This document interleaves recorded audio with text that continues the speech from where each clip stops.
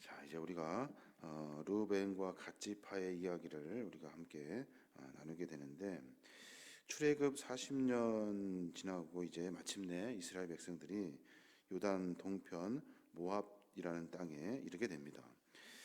그리고 여기서 이제 모압 족속인 바산 왕 옥과 시혼 군사를 다 무찔렀고, 또 모압 왕 발락과 거짓 술사였던 이 발람의 이 갖은 저주와 괴계를 또 다 물리쳤고, 그뿐만이 아니라 이스라엘 백성들을 음행으로 유혹에 빠뜨려서 궁지에 몰아넣었던 그 미디안 그 나라, 그래서 그 군사들도 다 진멸시켜 버렸죠.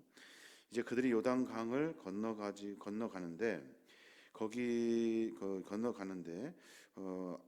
모든 것들이 다 하나님께서 예비해 놓으셔서 이제 그 땅을 건너가게 되는 겁니다. 근데 이제 그 순간에 그 길르앗 지역에 아주 좋은 땅이 있는데, 거기에서 이스라엘 백성들이 시험에 또 빠지게 됩니다.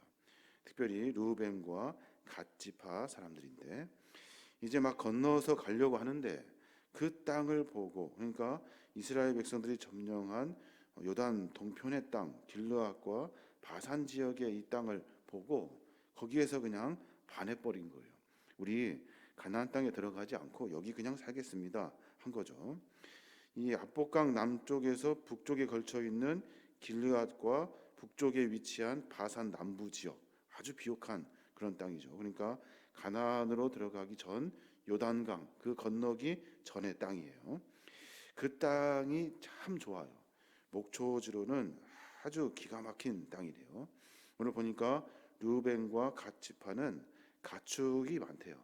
가축이 많아서 좋은 목초지가 있으면 참 좋겠다를 생각하며 살았던 거죠. 마침 그 지역이, 그러니까 미디안 군사까지 다 진멸시키고 올라가는데 아주 좋은 땅을 만난 거죠. 그 땅은 목초지로 적합한 거예요. 조금 더 찾아보니까 그 땅에는 상수리 나무와 온나무의 일종인 피스타치오라는 나무가 있대요. 피스타치오라는 나무에 그 나무들이 굉장히 많이 있는 그런 지역이래요. 굉장히 좋은 나무와 열매가 있는 그런 곳이죠. 사막과 광야 지역에서는 볼 수 없는 아주 주거 환경이 좋고, 그리고 아주 비옥하고, 심지어는 그 지역을 여러 사람들이 말하는데 아주 전원 도시로 비유할 만큼 여하튼 좋은 땅이래요. 그 땅을 보고 물도 좋고 숲도 좋고 목초지도 넓고 40년 광야 생활을 거쳐오면서 자연의 악조건 속에 쌓아왔던 이스라엘 백성들에게 정말 기가 막힌 땅이 아닐 수가 없어요. 그때 아직 가나안 땅에 다 도착하지도 않았는데 르우벤과 갓지파가 가나안 땅에 입성하기 전에 이 땅 우리 주십시오 한 거예요. 그때 모세와 하나님은 아주 진노하시고 아주 이것을 탐탁치 않게 여기셔요. 르우벤과 갓지파의 요구에 하나님이 분노하시는데, 오늘 보면은 6절에 보면 모세가 갓 자손과 르우벤 자손에게 이르되 너희 형제들은 싸우러 가거늘 너희는 여기 앉아 있고자 하느냐. 7절에 보니까 너희가 어찌하여 이스라엘 자손에게 낙심하게 하여 여호와께서 그들에게 주신 땅으로 건너갈 수 없게 하려 하느냐. 10절에 보니까 그때 여호와께서 진노하사 맹세하여 이르시되, 그러니까 뭔가 잘못되고 있다는 것을 모두가 다 이야기하고 있는데 르우벤과 갓지파만 끝까지 고집을 피고 있는 겁니다. 왜 이렇게 신앙생활을 하면서 믿음 안에 하나님과 함께 가나안이라는 곳으로 가고 있는데 왜 이렇게 쉽게 많은 것들로 시폭이 되게 되고, 그리고 여러 가지 것들로 욕심으로 자기의 선택을 실족하게 하냐 하는 거죠. 무엇 때문에 이렇게 우리가 잘못 선택하느냐 하는 거예요. 오늘 보니까 르우벤과 갓지파가 그 땅을 참 유심히도 봅니다. 유심히 봐요. 뭔가 마음에 들었던 거죠. 1절에 보면 르우벤 집 자손과 갓 자손은 힘이 많은 가축들을 가졌더라. 그들이 야셀 땅과 길르앗 땅을 본즉 그랬어요. 그 땅을 아주 유심히 본 거예요. 보고 결단한 거죠. 이 안목의 정욕, 눈으로 보여지는 것에 마음을 뺏기는 이 잘못된 신앙의 모습을 하나님은 질책하고 계시는 거예요. 본즉 그 땅을 봤다는 거예요. 우리는 무슨 땅을 봐야 돼요? 가나안 땅을 봐야 하는데 바로 앞에 있는 좋아 보이는 그 땅만 바라보고 산 거예요. 이 두 지파의 잘못된 이 선택은 이 아브라함의 조카 롯도 그랬죠. 눈으로 보기에 소돔 땅을 바라봅니다. 아주 비옥하고 물이 풍성할 것 같아서 아브라함이 조카 롯이 너 먼저 선택해라 했을 때 롯이 그 땅을 선택해요. 결국에는 그 땅 어떻게 됩니까? 롯이 한참 갑니다. 모든 재산 다 이렇게 풍성하게 된다라고 생각했던 그쯤에 그 소돔과 고모라 땅 그 땅이 하나님의 심판을 받게 되어요. 결국에는 벌어놨던 것 다 잃어버리고 생명만 바지부지하고 소돔 땅을 빠져나오게 되더라는 거예요. 오늘 보니까 므낫세 지파 반도 가담하고 있어요. 그러니까 르우벤 자손과 갓 자손 거기에다가 므낫세 지파까지 뒤에 가담을 해요. 이제 뭐 보니까 보기에 아주 좋아서 그곳을 아주 우리가 가나안 땅보다 여기가 더 좋을 것 같으니까 거기에 정착하고 살겠습니다 하면서 세 지파가 거기에 눌러 앉겠다는 거예요. 조금 더 자세히 한번 들여다보면 이 세 지파의 특징이 있어요. 르우벤 그리고 갓 지파 그리고 므낫세 반 지파 이 세 지파가 거기에 머물겠습니다 하는데 뭐 특징이 있는데 그것이 뭐냐면 르우벤 지파는 야곱의 장자죠. 야곱이 레아에게 낳은 맏아들이에요. 그리고 갓 지파는 누구예요? 야곱의 첩 실바의 장남이에요. 그리고 또 므낫세는 뭐예요? 야곱의 아들 요셉의 장남이에요. 그런데 이 세 장남의 특징이 뭐예요? 장자로서의 고난을 다 갖지 못해요. 그러니까 르우벤은 아비의 첩 비라와 그 통간을 하게 되죠. 그래서 장자권을 상실하게 돼요. 또 야곱의 그 사남인 유다에게 장자권 완전히 뺏겨 버리고 갓은 첩의 아들이라 형제의 주목을 받지 못하죠. 또 므낫세는 요셉의 장자였지만 모든 장자의 축복을 동생 에브라임에게 뺏겨 버려요. 그리고 이 모든 것들이 다 자기들이 내가 장자이고 내가 받을 수 있을 만한 충분한 것들이 있는데 형제들이나 여러 사람들에게 자기의 잘못들로 하여금 이렇게 질타를 당하고 그리고 별로 이렇게 안 좋게 생각하는 것 이런 것들을 늘 마음에 품고 있었다는 거예요. 내가 누군데 그런데 내가 그 조금 실수한 것 가지고 이렇게 사람들에게 원망을 받을 일인가?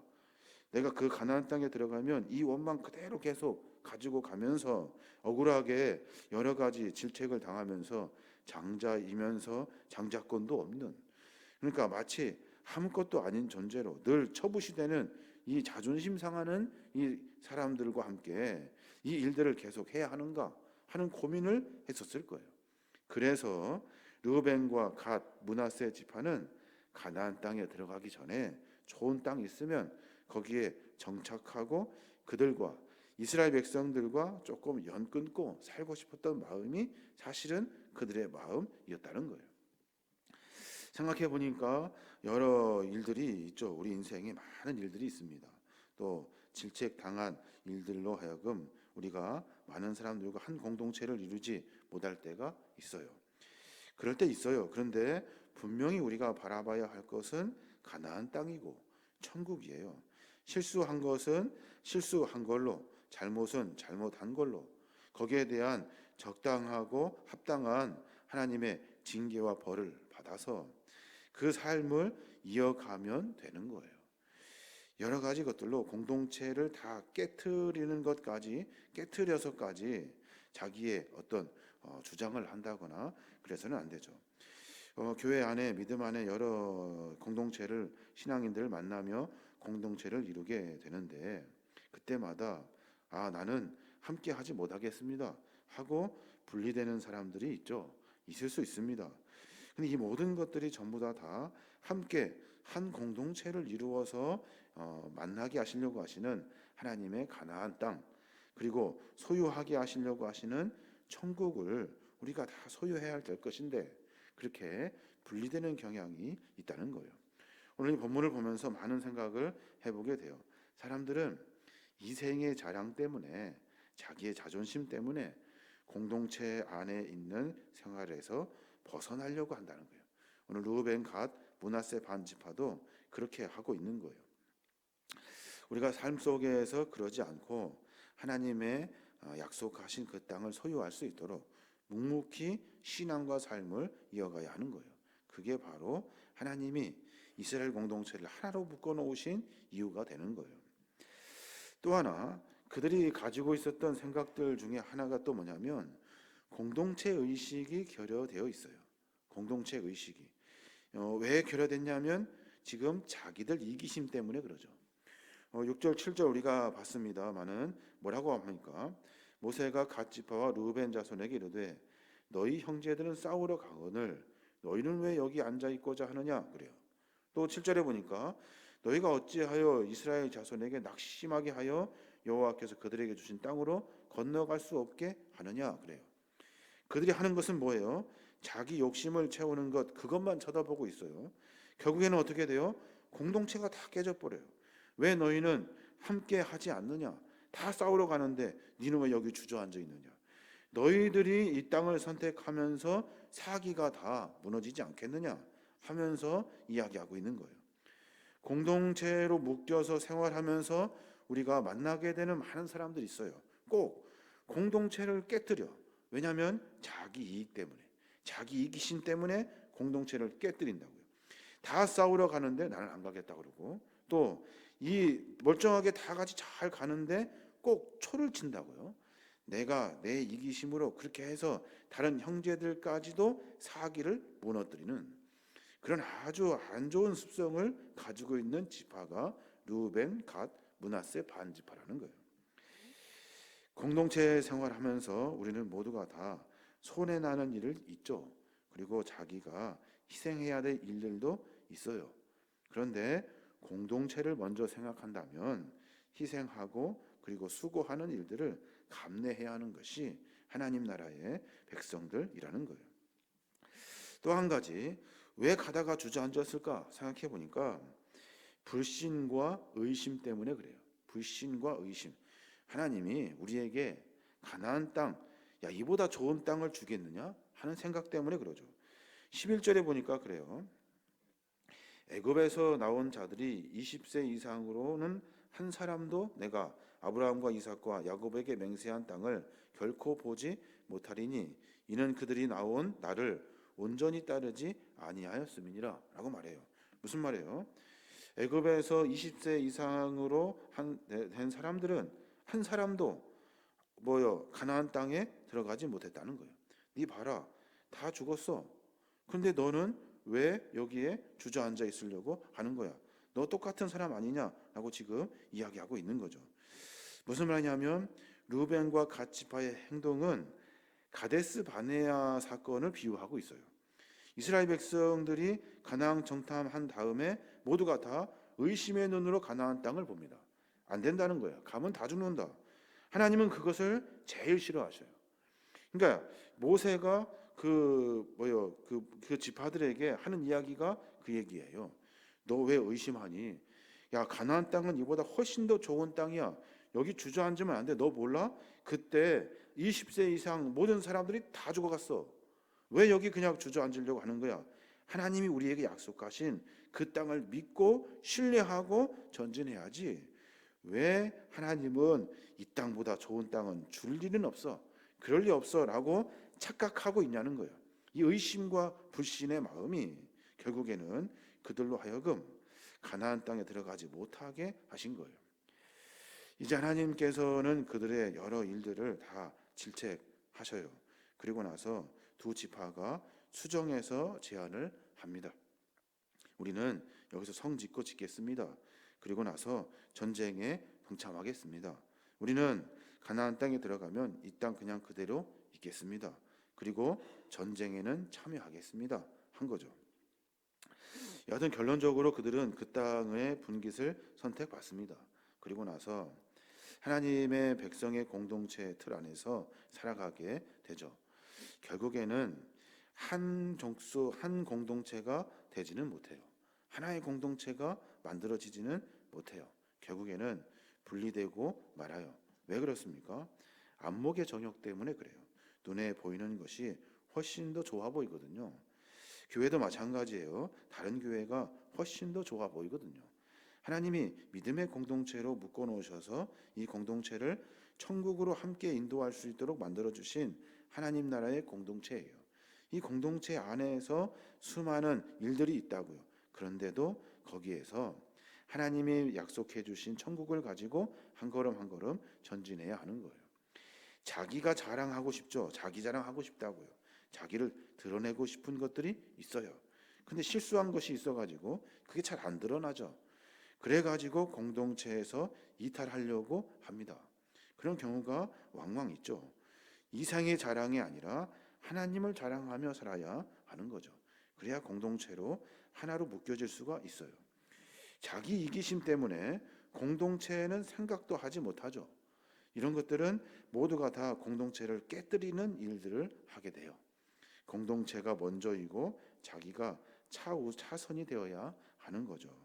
또 하나님이 하신 약속들, 이 약속에 대한 불신, 이 불신과 의심의 마음을 걷어내야 돼요.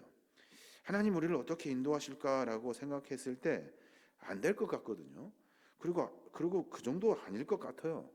설마 하나님이 내가 여태까지 살아온 경험으로 봐서는 하나님은 그러지 않으셔. 쉽게 판단하고 결단해요. 하나님은 그런 분이 아니셔요. 우리가 생각하지도 못할 많은 일을 계획하고 일하시는 분이 하나님이셔요. 그러니까 어떤 일이 있어도 하나님을 신뢰하며 한 걸음 한 걸음 그 길이 고난의 길이어도 가는 거예요. 이게 바로 신앙인의 모습이라는 겁니다. 요한일서 2장 16절에 보면 그런 말씀이 있어요. 이는 세상에 있는 모든 것이 육신의 정욕과 안목의 정욕과 이생의 자랑이니 다 아버지께로 쫓아온 것이 아니요 세상으로 쫓아온 것이라. 이 세상도 그 정욕도 지나가되 오직 하나님의 뜻을 행하는 이는 영원히 거하느니라 그랬어요. 우리는 모두가 다 육신의 정욕, 안목의 정욕, 이생의 자랑을 하면서 삶을 살려고 한다는 거예요. 그거 다 결국에는 무너진다는 거예요. 사라진다는 거예요. 우리는 뭘 쫓아야 돼요? 하나님의 뜻을 쫓아야 돼요. 하나님의 뜻이 뭐예요? 뭔지 모르겠어요. 그러면 생각하면 돼요. 하나님의 뜻이 무엇입니까? 사건과 일 앞에 한 발짝 물러서서 무엇이 하나님의 뜻입니까? 라고 물어야 돼요. 묻지도 않고 자기가 먼저 생각하고 판단하고 간다고요. 그런 어리석은 일을 해서는 안 돼요. 어디가 하나님의 뜻입니까? 라고 묻는 사람들 참 어리석어요. 물어야 돼요. 한 발짝 물러나서 물어야 된다고요.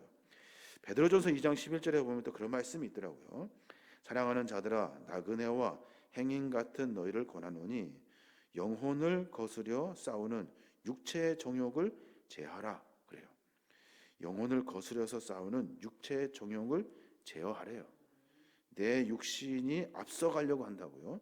영적인 일들, 내 영혼의 문제를 내 육신이 앞서가려고 해요. 다 제어해라, 참아라, 그리고 뒤로 빼라 라고 지금 분명하게 이야기하고 있는 겁니다. 오늘 말씀을 가만히 묵상하면서 우리의 삶의 모습을 가만히 묵상해 보게 됩니다.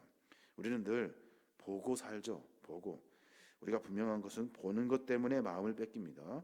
분명히 그것을 알아야 돼요. 좋은 것이 좋은 것이 아니에요. 하나님이 예비해 놓은 것이 좋은 거예요. 자기를 자랑하려고 하는 것이 아니라 하나님을 자랑하려고 해야 되고, 내 개인의 문제 때문에 이익을 위해서 공동체가 깨트려지는 일이 있어서는 안 돼요. 먼저 공동체를 생각해야 하는 거예요. 조금 더 수고스럽더라도, 조금 더 애써더라도 하나님은 우리에게 분명히 많은 약속을 허락해 주셨어요. 불신과 의심을 가지고 지금 있는 그 자리에 주저앉아서는 안 돼요. 하나님을 늘 신뢰하며 하나님이 나에게 어떻게 일하실지를 기대하고 소망하며 사는 거예요. 그러면 지금의 문제는 아무것도 아니에요. 앞으로 계획하신 하나님의 놀라운 일을 소망하며 살기에 문제를 너끈히 감당할 수 있고 고난을 이겨갈 수 있는 거예요. 이게 하나님이 우리에게 주신 소망이고 희망이고 약속이라는 거예요.